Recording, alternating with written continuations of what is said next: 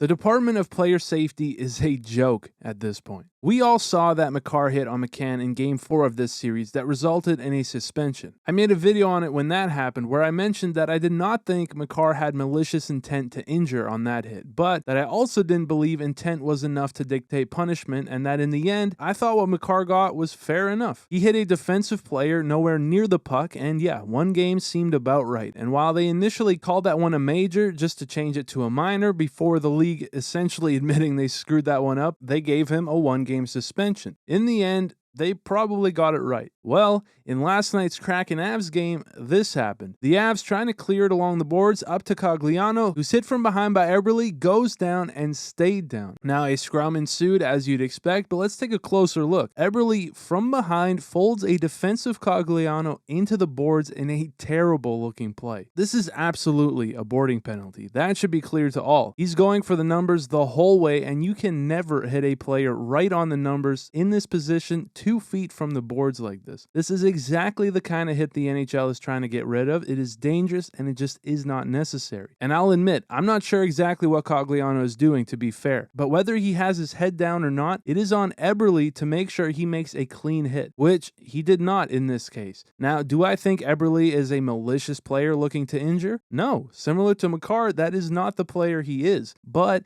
intent shouldn't be the only thing to consider. So with all of that said, what would the Department of Player Safety deem an appropriate punishment? Nothing. Well, not past that 2-minute minor at least, but past that, not even a hearing, at least a fine, nothing. Seriously, how does that make any sense? I just don't understand when you're trying to set a standard with Makar getting 1, or how about Bunting getting 3? He also had no history. It just doesn't really add up to me. And while Cogliano did initially return to the bench in the third, it was announced today that he suffered a fractured neck, and you just really hate to hear that. He is out indefinitely for the rest of the series and maybe the rest of the playoffs. And yeah, I mean, as soon as I saw this, the first thing I think of, and the reason why the NHL wants stuff like this out of the game, is that a guy could break his neck. And now we find out that's literally what happened here. I just don't see how you don't at least pretend to care for a player's safety and give Eberle a fine. It's a slap on the wrist for these guys, but at least the optics are better. But yeah, that's it for this one. Just a short little rant here. Let me know your guys' thoughts. Maybe I'm crazy. I don't have a bone in this one either way, as my Penguins are long out of the playoffs by now. But yeah, let me know your thoughts. As always, thank you so much for watching, and I will see you in the next one.